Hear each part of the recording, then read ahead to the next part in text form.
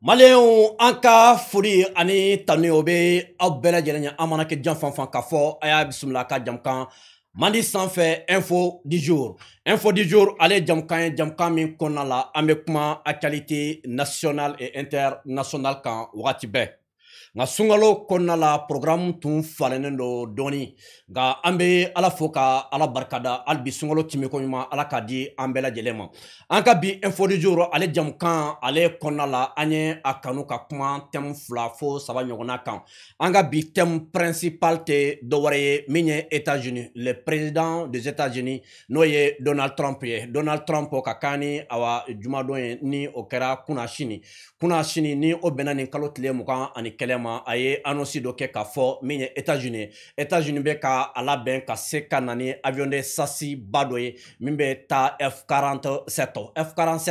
ale commentaire baw kɛra min ye Donald Trump yɛrɛ fɛ ani américain caman bɛ yen mun ye awa commentaire ba kɛ F-47 min kuma fɔra États-Unis président fɛ n'o ye Donald Trump ye États-Unis président a kumana F-47 kan mais an bɛ yɔrɔ min na bi min ye F-22 F-16 tun bɛ yen F-22 o fana bɛ u bolo min ye u ka avion de dernière génération n'o ye 5e génération o ye F-22 ye a bɛ ka taa 6e génération a bɛ ka taa o de la sisan n'o ye F-47 ye munna F-47 a hakilina o nana cogo di maa caman bɛ ka i yɛrɛ ɲininka o la k'a fɔ n'i y'a jateminɛ F-22 de bɛ yen munna F-23 F-24 F-25 F-26 fo ka taa F-47 fo ka taa o la mun de ye a to Donald Trump ye F-47 a ye o choisi k'a fɔ avion de chasse ba in a ka baara kan ka kɛ se ka kɛ mun ye ani drone mun kan ka se ka accompagner an bɛna an da don o la ka ɲɛfɔli kɛ aw ye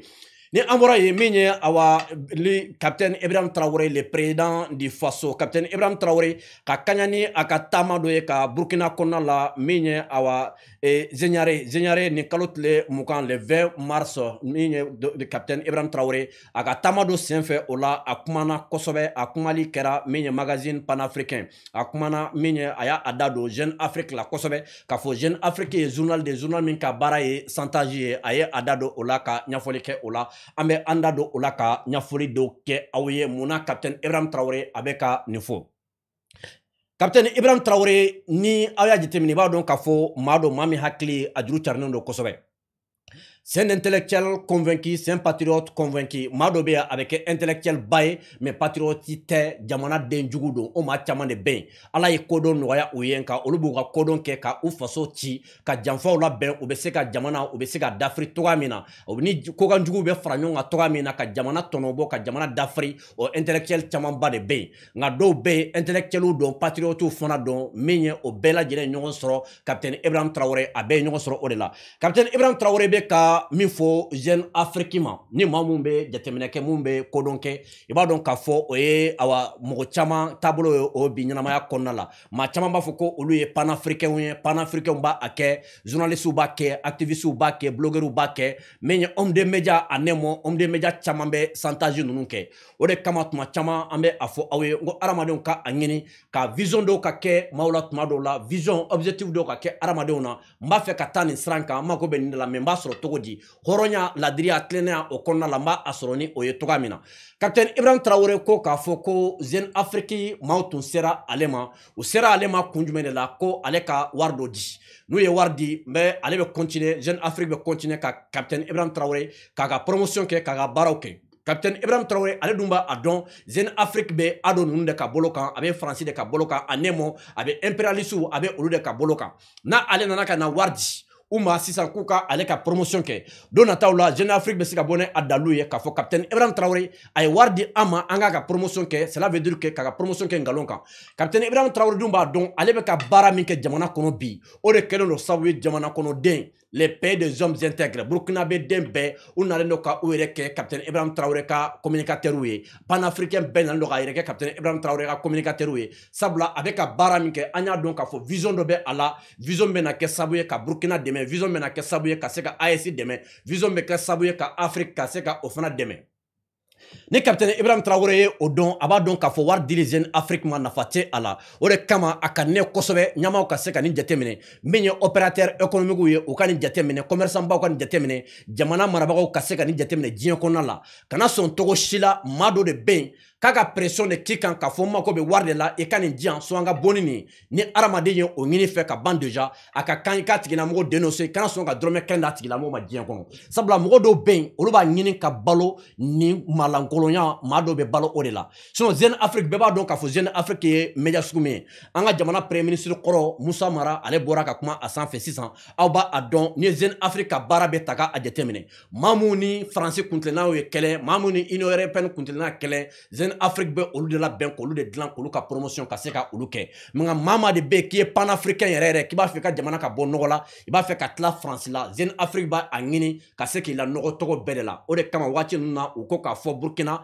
armée Burkina bɛ yen k'u bɛ ka génocide kɛ min ye fulaw la u b'a fɛ ka siyako kɛlɛ u bɛ ka u wele o de kama chaque 2 jours u bɛ publication dɔ kɛ capitaine Ibrahim Traoré kan chaque 2 jours u bɛ publication dɔ kɛ Burkina armée kan Burkina bɛɛ o de kan ka se ka a faamu min ye awa peuple africain olu de kan ka se ka a faamu AES mɔgɔw de kan ka se ka a faamu munna Jeune Afrique bɛ ka nin kɛ capitaine Ibrahim Traoré la dɔwɛrɛ tɛ a banna ka wari min di n b'a fɔ capitaine Ibrahim Traoré k'a fɔ jamana marabagaw bɛɛ k'a fɔ opérateur économique bɛɛ ni maa camanba de bɛ yen mun bɛ an senkɔrɔla la ka an senkɔrɔla ɲagasa maaw tɛ ko conviction bɛ mɔgɔw mun na baarakɛbaliw don u t'a fɛ ka baaraw kɛ fɛnnanw don o tigilamɔgɔ sugu bɛɛ de kan ka se ka fɛn bɛɛ kɛ nin sugu taabolo ninnu nin taabolo jugu ninnu bɛ se ka kɛlɛ cogoya min na ka bɔ Afrique kɔnɔna la ka bɔ jamana kɔnɔna la o de kama Jeune Afrique Faransi t'a don ni n ko Faransi t'a don a ka baara a bɛ ka min kɛ a bɛ ka Faransi de dɛmɛ kosɛbɛ idéologiquement a bɛ ka Faransi de dɛmɛ a dɔn ninnu a bɛ ka olu de dɛmɛ ni an ye o dɔn ka ban déjà capitaine Ibrahim Traoré ala ka se kɔfɛ a ka jigi da a ka peuple kan ala ka se kɔfɛ a ka jigi da a ka médiaw kan ala ka se kɔfɛ a ka jigi da panafricain kan a bɛ se ka dɛmɛ de kɛ min ye awa jeune burkinabéw ye mun bɛ communication domaine kɔnɔna la a ka a kɛ olu ye olu k'a ka promotion kɛ o de nafa ka bon k'a ka di Jeune Afrique ma o b'a a to an ka président bɛɛ u k'a to o hakili la Jeune Afrique ye o jugu de sabula olu ye sira min ta n'o ye an ka kɛ an yɛrɛ ye Faransi bɛ o de contre la n'i ye Mali kɔnɔna ta ka a jateminɛ an bɛ ka a ye jeune caman bɛ ka a baara ninnu kɛ mais ni Ala sɔnna an ka kɛlɛ bɛ n'a bɛn min ma an ka kɛlɛ bɛ n'a bɛn o de ma n y'o de fɔ anw ye M5 kɛlɛ kɛ mɔgɔ tɛ yen k'a fɔ k'i bɛ se ka M5 kuma fɔ k'i b'a fɔ ko ne ma a kɛlɛ kɛ M5 événement bɛɛ k'a daminɛ a daminɛyɔrɔ la fo ka taa IBK ka fanga bin a bɛɛ lajɛlen bɛ ne ka page sanfɛ jusqu'à présent Gani Malen TV sanfɛ o b'a yira k'a fɔ an ye M5 kɛlɛ an ye a kɛ fo ka se a dan na nka M5 kɛlɛ bɛ kɛ waati min na min ye transition première partie n'o ye Bandaw ale ni Muktar Wan olu ka temps waati kɔnɔna la ni maa mun bɛ a kalama an ye olu dɛmɛ ka an seko bɛɛ lajɛlen kɛ Bandaw ni Muktar Wan an ye an seko bɛɛ kɛ u ye o waati la dɔw bɛ ka fanga kɛlɛ ko olu ma dɔn fanga kɔnɔna la o bɔra ye deuxième partie nana o donna fanga kɔnɔna la o continuera ka fanga dɛmɛ an continuera ka fanga o dɛmɛ o bɔra tuguni u bɛ ka fanga kɛlɛ cela veut dire que dɔw de bɛ yen olu ta tɛ jamana ko ye olu ta ye mɔgɔ ko de an ko an ka kɛ jamana ko de n ka leader bɛ fanga kɔnɔ n ka leader tɛ fanga kɔnɔna la sinon bɛɛ lajɛlen b'a dɔn ne ka leader spirituel o ye maa min ye o dogolen tɛ maa si la ne ka leader spirituel o ye le Sek Imam Mamud Dicko k'a daminɛ kunun na fo ka se bi ma ne ma deli ka a dogo mɔgɔ la bɛɛ b'a dɔn k'a fɔ Imam Mamud Dicko o ye ne ka leader spirituel mais fɛnko ɲɔgɔnna dɔ donna ani fangaw ni ɲɔgɔn cɛ nka an y'a yira ni fɛn bɛ bi k'a fɔ an bɛ Ala deli min na hali sini Imam Mamud Dicko ni fanga ka se ka ɲɔgɔn faamu ka baara kɛ o ye an ka Ala deli ye nka ale ni fanga ka fɛnko ɲɔgɔnya o ma se ka kɛ sabu ye togo si la ka an ye fanga dɛmɛli ye ko an ye a dabila sabula an b'a dɔn an ye kɛlɛ min kɛ M5 kɔnɔna la o ye de k'a fɔ changement ka na changement nali jamana marabagaw i b'a sɔrɔ jamanaden dɔw bɛ tuma dɔw la u n'olu tɛ hakilina kelen na nka est ce que jamana marata an hakilina ye min ye jamana ko la an ka yeta ye min ye jamana taabolo la an ka yeta ye min ye changement ko la ka sira dɔw ta yala u b'o sira kan wa ou bien u tɛ o sira kan oui u b'o sira kan an mako bɛ changement min na ne b'a dɔn ni an ye olu dɛmɛ u bɛ se ka a baara kɛ anw de ko ko ka MINUSMA gɛn anw de ko ko ka France gɛn anw de ko ka France ka base datugu anw de ko ko français an jugu ye u ye o sira bɛɛ ta ka ban déjà o la o b'a yira k'a fɔ u bɛ yɔrɔ min na bi u y'u ka ɲɛnamaya bila en jeu u y'u ka ɲɛnamaya bila dans jeu la ka ban déjà sabula an ye u bila sira dɔw kan n'anw y'a k'a fɔ ko an ye u bila sira dɔw kan a ka kan an ka se ka u dɛmɛ sabula jamana ko tɛ mɔgɔ ko ye jamana de ka bon ni an bɛɛ lajɛlen ye Asimu bɛ yen bi an bɛ ka fanga dɛmɛ Asimu bɛ bɔ yen don dɔ la pewu don dɔ la a bɛ fɔ k'a fɔ ko nin san hakɛ in kɔnɔna ko 2000 ni waati in na ko Asimu de tun bɛ a ye mais a te fanga la bi nga Assimi be ate an be continuer ka jamana vision de dɛmɛ hakilina ɲɛnama min bɛ an na jamana marabagaw fɛ an bɛ se ka min fɔ u ɲɛna ka se ka u bilasira u bɛ se ka jamana dɛmɛ cogo min na ala ye an sere dogo ani bange la an bɛ o kɛ k'a dɔn fana depuis transition nali bi cɛ mɔgɔ tɛ ministre kunda député kunda min ye ka taa se awa ministre kunda ka taa se CNT ma kunda ma fo ka taa se directeur dɔw ma an ma wuli ka se maa si ma k'a fɔ ko an bɛ ka baara kɛ jamana ye fo a ka nin wari di an ma non min bɛ yen k'a fɔ an ni dɔw ye M5 kɛlɛ kɛ ɲɔgɔn fɛ transition kɔnɔna la olu bɛ CNT kɔnɔna la tiɲɛ yɛrɛ la an ka baara in kɔnɔna la olu caman bɛ mun ye an dɛmɛ baara in kɔnɔ an bɛ u fo k'a kɛ sababu kɛ fana k'a fɔ ko an n'u ye M5 kɛlɛ kɛ ɲɔgɔn fɛ o mɔgɔ caman bɛ an n'u ye an tɛgɛ di ɲɔgɔn ma fo ka se biya in ma o la jamana ko tɛ mɔgɔ ko ye n b'o fɔ mɔgɔ caman ɲɛna jamana ko ye hakilina ko de ni ko k'a fɔ n ka leader bɛ fanga kɔnɔna la ni n ka leader tɛ fanga kɔnɔ n ka fanga n ka a kɛlɛ ala ka an kisi n'a fɔra ko jamana in bɛ dafiri bi a bɛ dafiri togo togo la mɔgɔ si tɛ a dɔn mɔgɔ caman de bɛ se ka to a la mɛ an bɛ se ka hakilina jumɛn de di jamana marabagaw ma jamana taabolo dɔ bɛ yen min tɛ an fɛla ye a bɛ se ka dilan cogo di ne bolo o bɛ se ka kɛ mɛ k'a fɔ ne ka leader bɔra fanga kɔnɔ ka ban ne da tɛ don jamana ko la bilen tuguni n mago tɛ jamana ta sira la bilen tuguni n bɛ taa ka taa n da don information wɛrɛw de la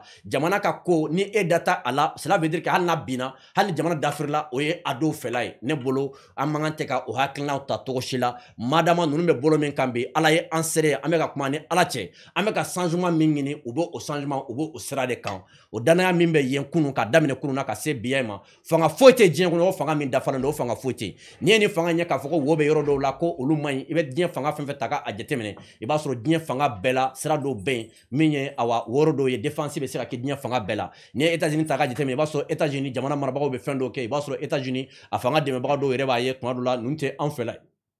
o tɛ ba a la bamananw b'a fɔ sanba jalaki ye fɛn dɔ ye k'a tɛ wɛrɛ cili a tɛ o kun bɔ jamana bɛ yɔrɔ min na bi jamana survie a bɛ en jeu donc o la an ka jamana marabagaw an k'an tɛgɛ di olu ma jamana bɛ se ka basigi cogoya min na o ye ne ka yeta ni n ka faamalita ye jamana a taabolo la ni an bɔra ye États-Unis bɔra Donald Trump ale bɔra ka kuma awa avion min kan sisan ni ye Donald Trump ka kuma n'i ye a ta k'a jateminɛ Donald Trump ye annonce kɛ juma dɔn k'a fɔ ko min ye annonce ba ye Donald Trump a annoncé vendredi la construction d'un nouvel avion de chasse américain min ye juma tɛmɛlen ye États-Unis ɲamaba n'o ye Donald Trump ye a ye hakilina a ye kumakan fɔ a ye annonce kɛ k'u bɛna awa avion dɔ labɛn avion de chasse min tɔgɔ ye F-47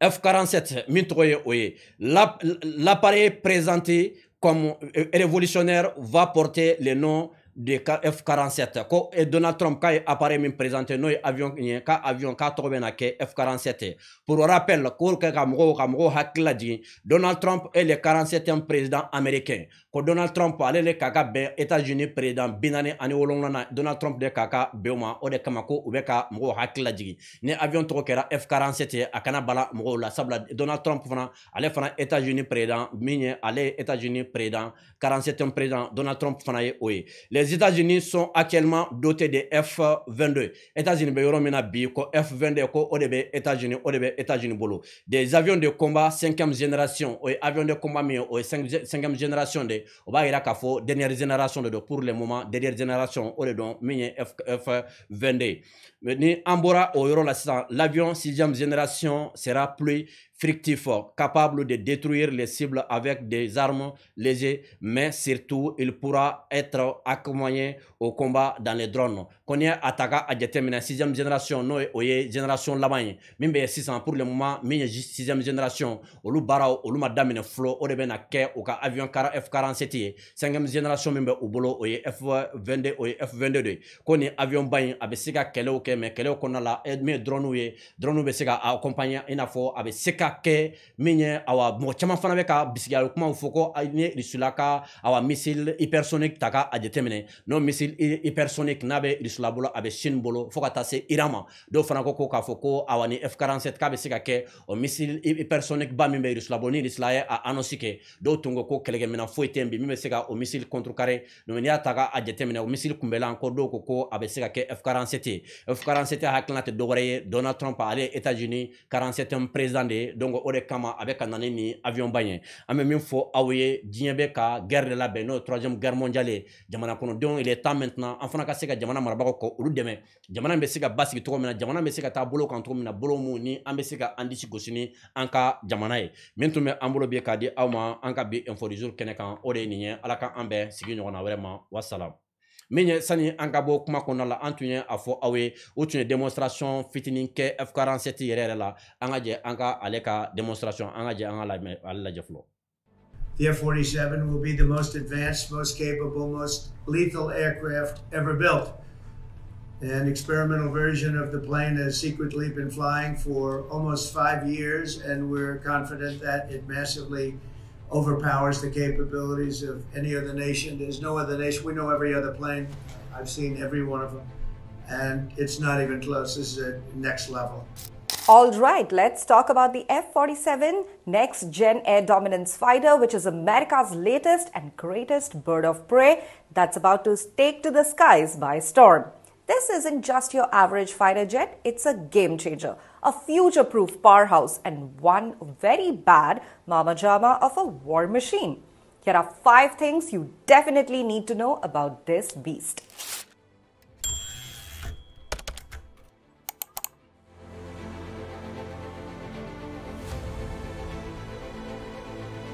First things first, the F-47 is no solo act. The American aerospace giant Boeing has been handed a major contract to deliver this next-gen fighter for the US Air Force. A big move for Boeing, who's been trusted to bring this ambitious vision of the F-47 to life. Now, if you thought the F-22 was impressive, hold on to your hats. This is next-level stuff. US President Donald Trump made the announcement on Friday, so the spotlight is now on Boeing to deliver something truly spectacular.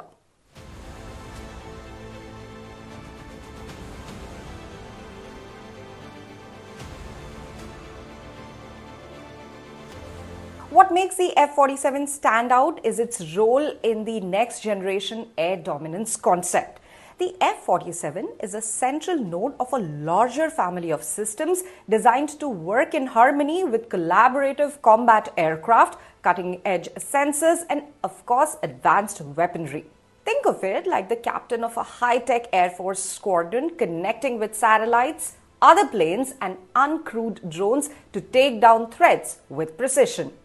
The US Air Force says it's all about countering advanced adversaries like China, and this jet is designed to be the ultimate force multiplier in the skies.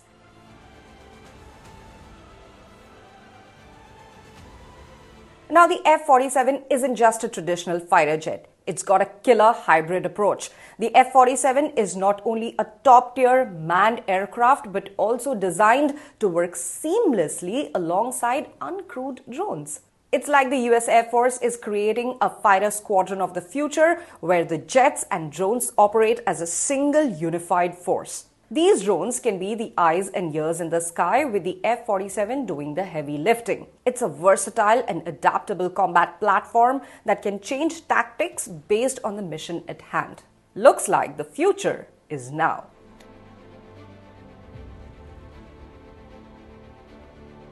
The F-47 is designed to take over from the legendary F-22 Raptor, which has been in service since the early 2000s.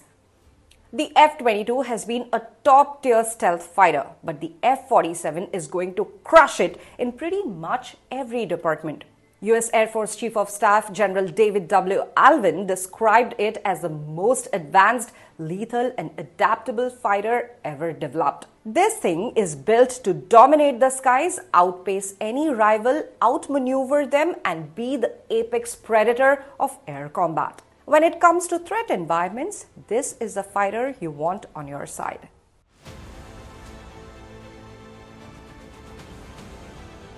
Now, the F-47 isn't just packing raw power, it's also impressively fuel efficient. Thanks to the next generation adaptive propulsion program, that is the NGAP, the F-47 will be powered by either GE Aerospace's XA-102 or Pratt & Whitney's XA-103 engines, both of which feature a game-changing 3-stream architecture. This design improves bypass flow during cruise mode, reducing fuel consumption by over 20%.